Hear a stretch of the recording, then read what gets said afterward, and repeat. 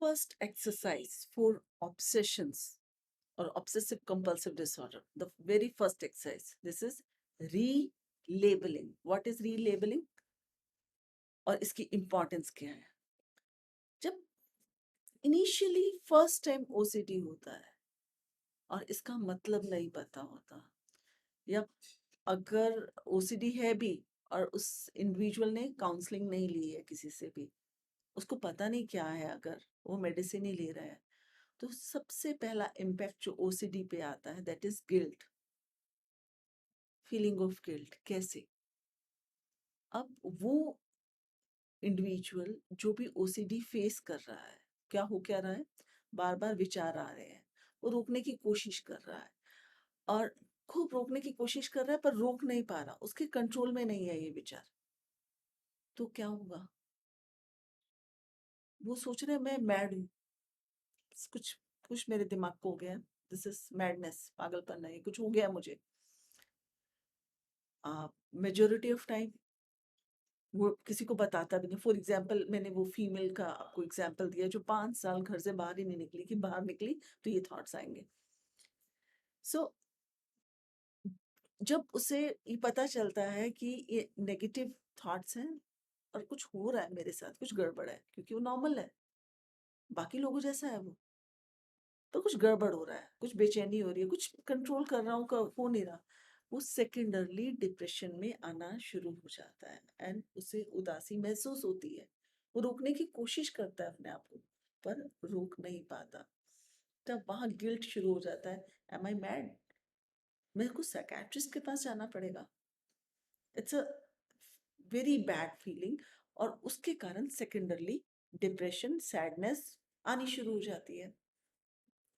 अब अगर इस इंडिविजुअल को ये समझा दिया जाए, जिसे वो ओसीडी फेस कर रहा है, हाँ, अगर आप वो फेस कर रहे हैं और आपको ये बात समझ में आ जाए कि जैसे एक शुगर का पेशेंट है, अब शुगर बढ़ती है या कम होती है, शुगर का मरीज क्या करता है, ये थोड़ा ना कहता है कि मैं मैड हूँ।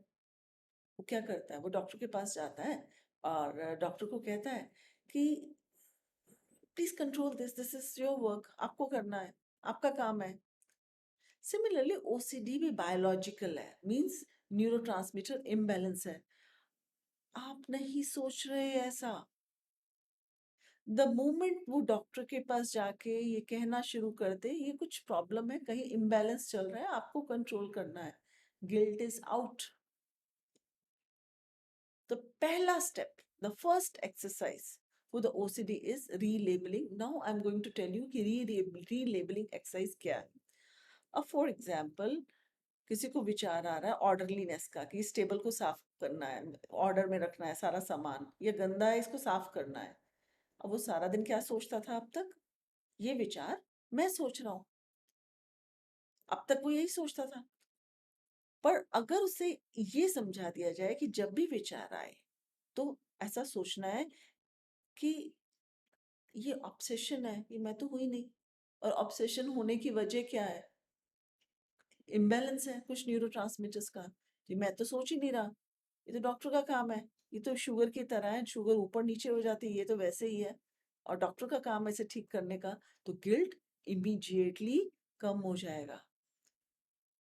और अगर वो ये एक्सरसाइज सुबह से लेकर शाम तक आप करते हैं कि आपको विचार आ रहा है, आप ये नहीं सोचते मैं सोच रही हूँ, मैं सोच रहा हूँ, आप ये सोचते हैं कि जो भी विचार आ रहे हैं ये इम्बैलेंस है और ये ऑब्सेशन है, बाबा मेरा काम नहीं है इसे, दिस इज डॉक्टर्स वर्क, मुझे डॉक्टर के पास जाना है for this. Guilt is out. और जैसे ही गिल्ट आउट है, बहुत सी एंजाइटी और डिप्रेशन बाहर चला जाता है, बिकॉज आपने इस तरह सोचना शुरू कर दिया कि ये ऑब्सेशन है और ये इम्बैलेंस की वजह से हुआ, मेरा इस पे कंट्रोल नहीं है। इट्स लाइक डायबिटीज, शुगर ऊपर नीचे, ये उस तरह से प्रॉब्लम है।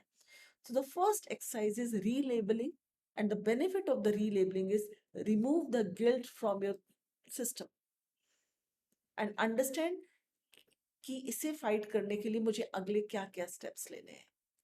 So first is relabel.